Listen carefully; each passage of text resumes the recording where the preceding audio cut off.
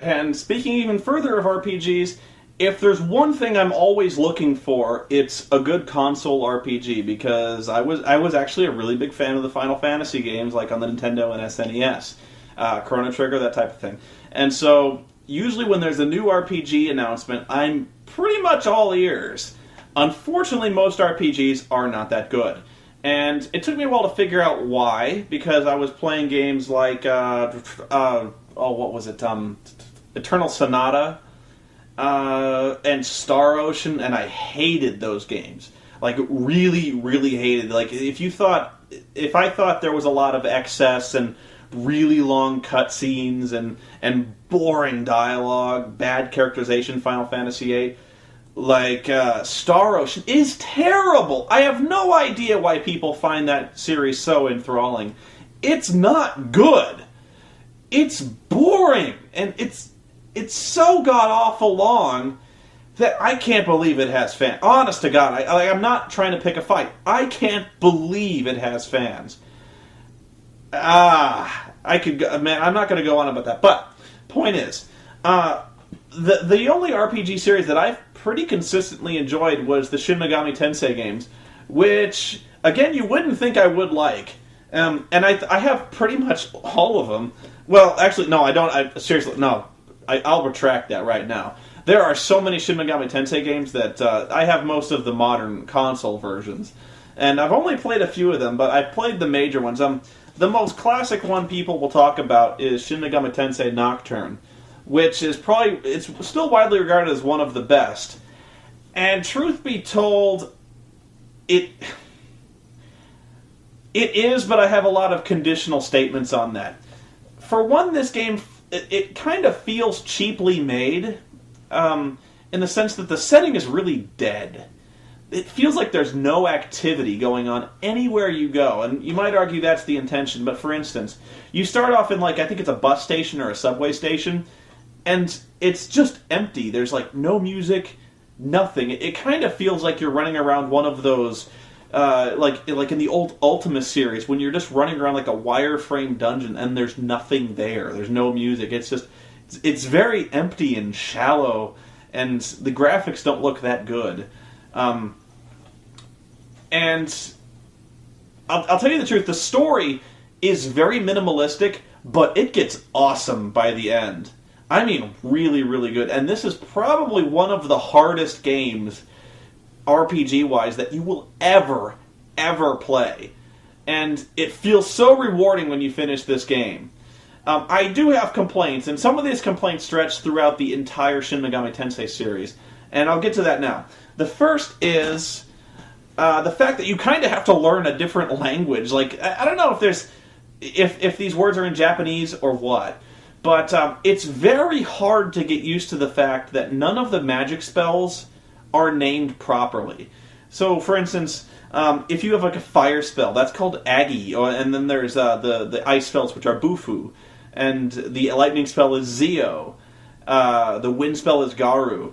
And that is so hard to get used to. Like, you'll learn it eventually, but when you get these spells, you're like, Bufu? What? Bufu? And there's Mabufu and Bufu Lao and just like the various levels of the Bufu spell, and like every spell is like that. And it's really, really hard. When you get hit with a spell, it's hard to know what you've been hit with. Like, somebody hit with this spell called like Dikuja or Tarukaja, and you'll be like, what the fuck was that? You don't know what happened to you. Or like Rakunda, and you basically have to go online and look for an online guide just to find out what the hell the spells do, and you will do this so much. The main complaint I have against Shin Megami Tensei is the fact that it's only hard because it's unfair. For instance, you will run into bosses quite often that will hand you your ass, and it's not because you're playing badly, and it's not because you're playing with a flawed strategy. It's because, more often than not, there is exactly one way to beat every boss. They're weak, and because they have weaknesses, and the only way to beat these bosses is to really whore out their weaknesses and not be susceptible to their strengths. And the only way to do that, really, is with a strategy guide. It's possible to do it where you kind of play over and over and over again, continually losing until you figure out what exactly you need to do, but that is so frustrating. And it's, like I said, like you'll run into a guy who's like a fire demon. And when I say it's unfair is, your first inclination towards these fire demons and that kind of thing will be to cast ice on it.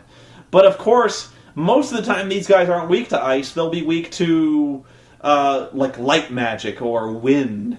And you're just like, what? Why? And this happens so often wherein, like, within even like a half-hour period of gameplay time, you will have to radically change your demon Pokemon loadout to deal with these impossibly balls-hard monsters.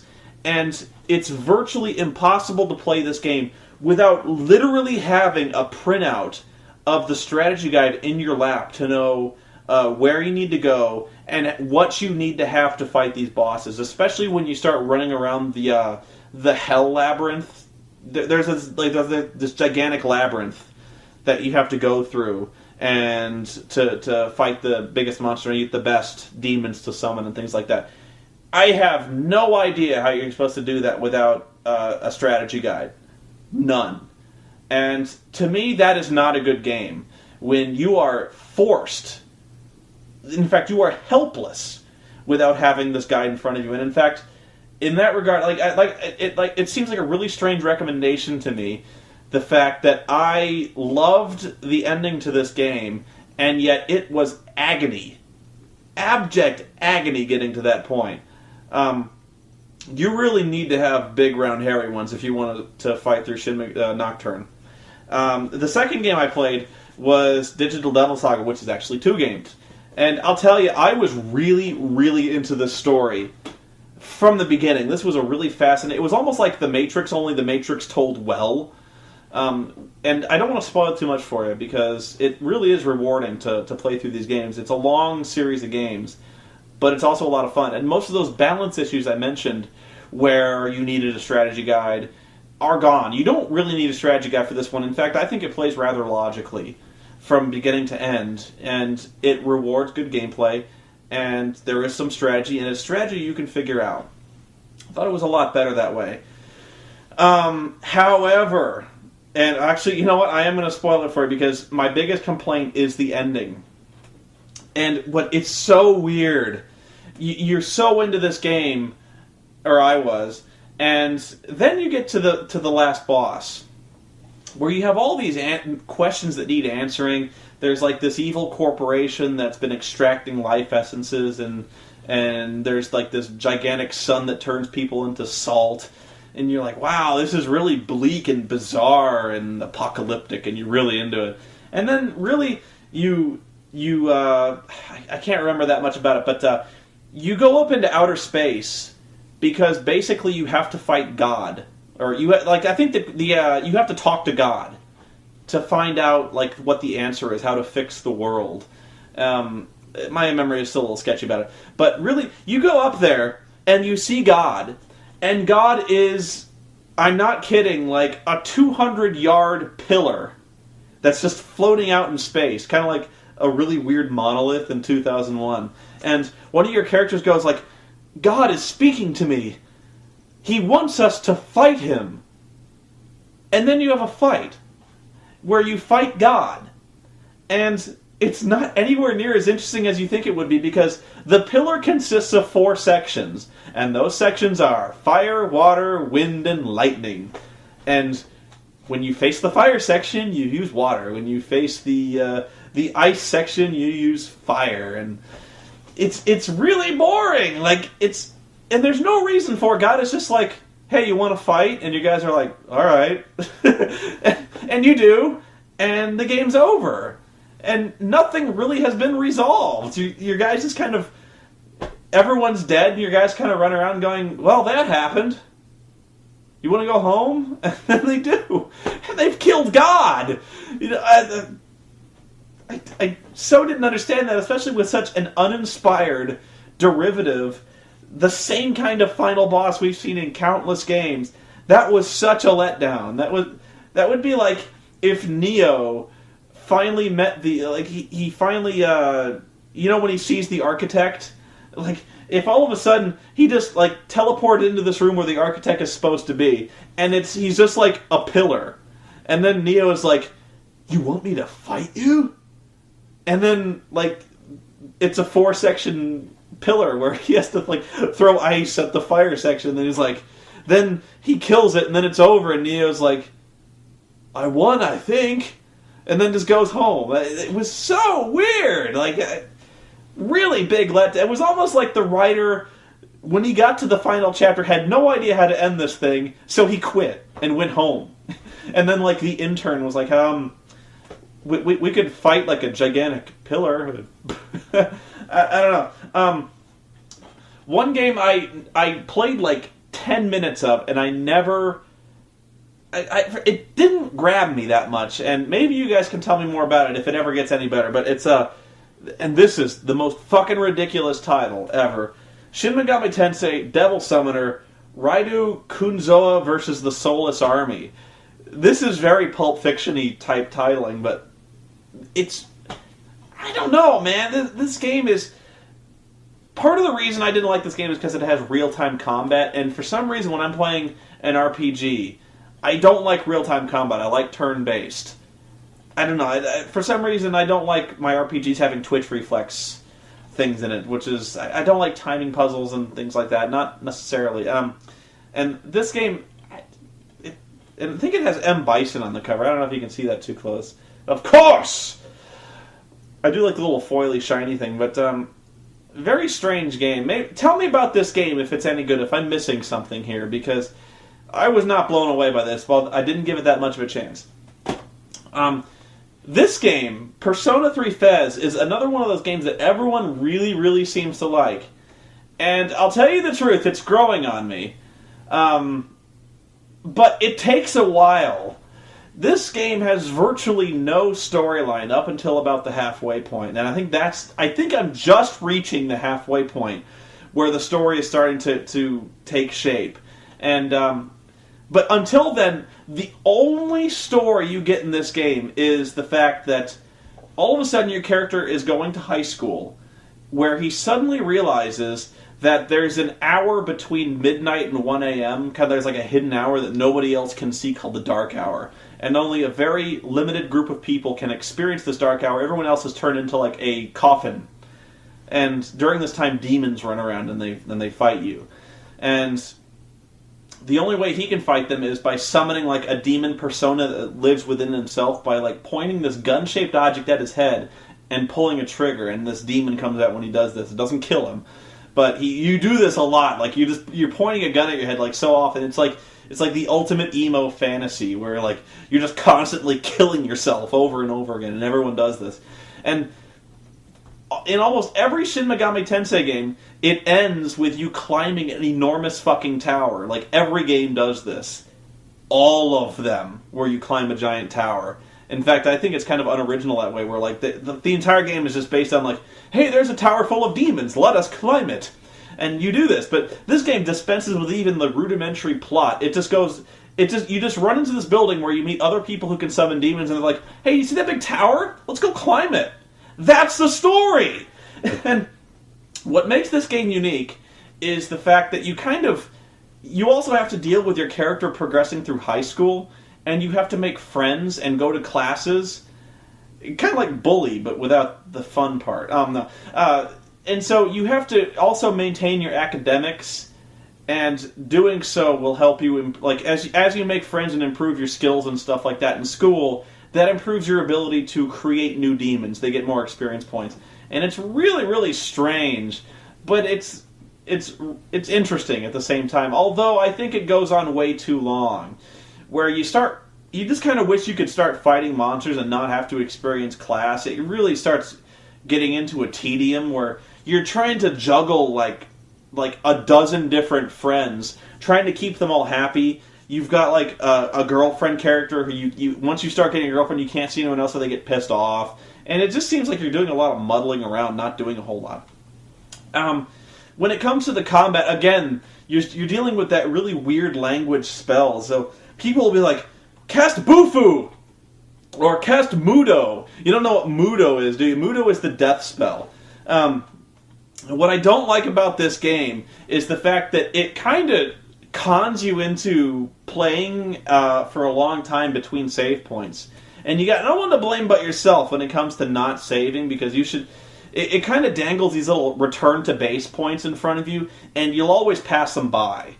But for some reason, there will be a time when, like, even a really easy encounter will just hit your weakness. Like, every demon you have attached to you has a weakness.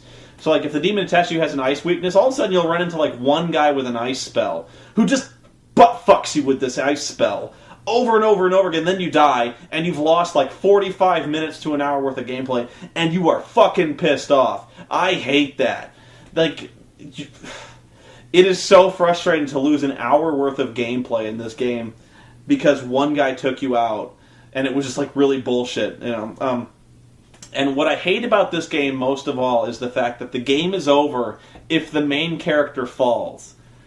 If anyone else falls, you can keep going, but if the main character goes down, it's done. You're over. Game over. Return to base, and it sucks. Especially with so many ways to revive a character. I don't get why the game is over when the main character dies. Just like there will be other characters with raised dead spells or Phoenix Downs. They call them revival beads, but like just have one guy throw this on your main character. He gets up. What's the problem?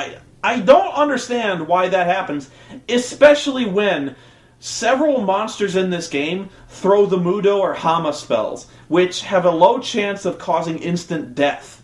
If you're gonna throw instant death spells, don't have the game be over when your main character is hit with a spell he has no way of defending against. That is bullshit, okay?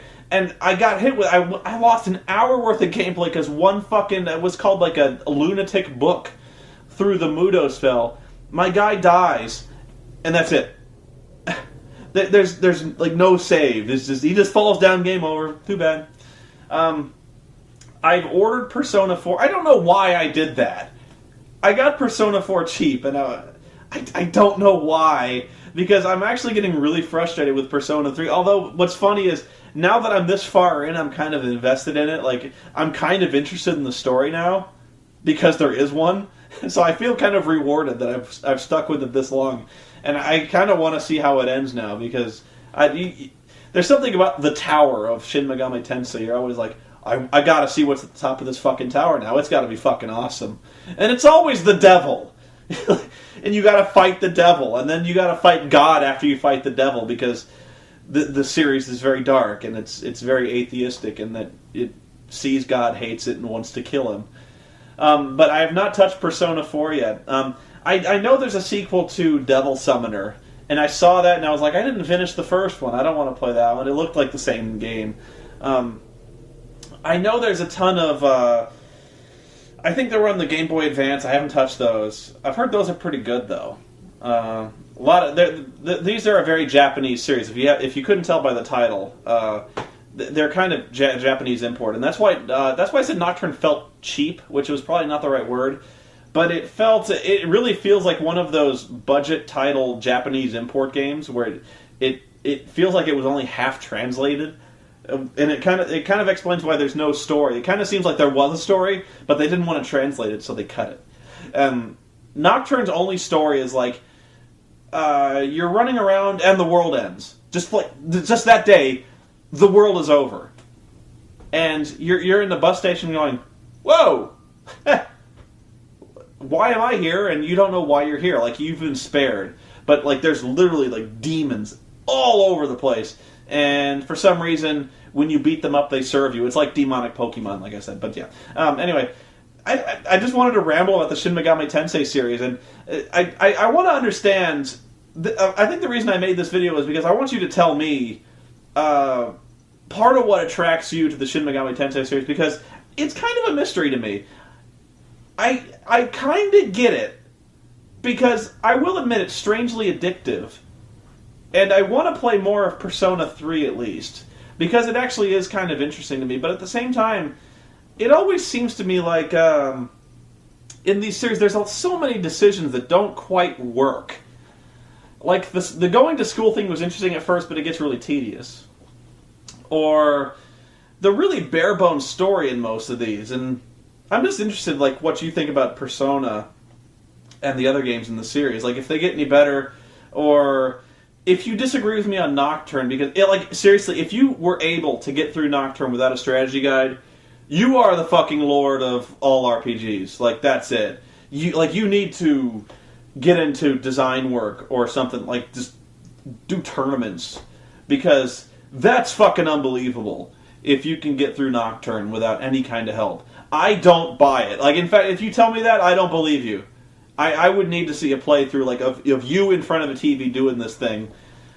If you could remember the weaknesses for all these bosses, you need... That blows my mind, because it's not fair.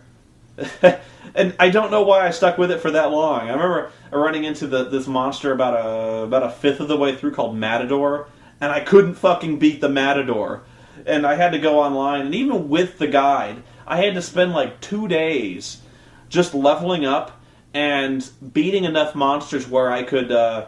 You can combine monsters to make a third monster, like a completely different monster. I had to do this for like 2-3 days just to get the right mix of monsters and spells I needed to beat this motherfucker. And you have to do this for like every single boss.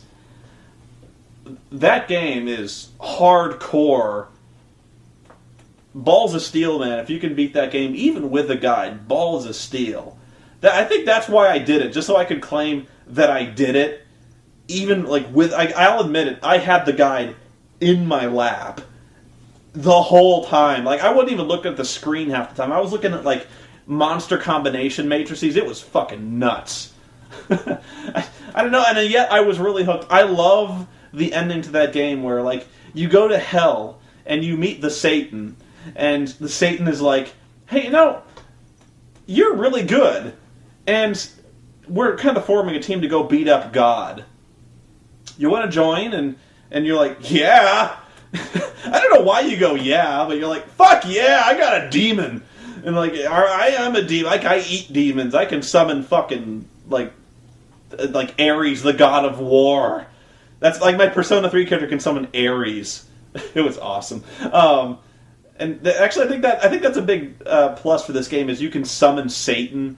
And I think in this game you can summon Satan as well. He's a really high level devil, but you like at some point you will be able to summon Satan. And like, how often can you say that? Like, I played this game and summoned the fucking devil. And that's awesome, you know? I think I just answered my own question why these games are awesome. Like, they're not that good, the story's kind of weak, but you summon the fucking devil, and he kills people for you, and I can't argue with that. Alright. But yeah. If I was going to check out any of these, I would probably check out Persona 3. That's probably the most accessible. Also, like I said, it's kind of a weird demon summoning / social networking game. Kind of strange, but yeah. Like I think the biggest plus I can give this game is the fact that if you played this, you will definitely see something you have never seen before in RPGs. It's very unconventional. And that counts for a lot in RPGs. And it's turn-based. Can't complain about that. It's not like that fucking Lost Odyssey game, which... Lost Odyssey is turn-based, but that game is fucking boring as day-old shit. Alright. I'll probably find something else to talk about. Like I said, I'm really chatty today. See you next time.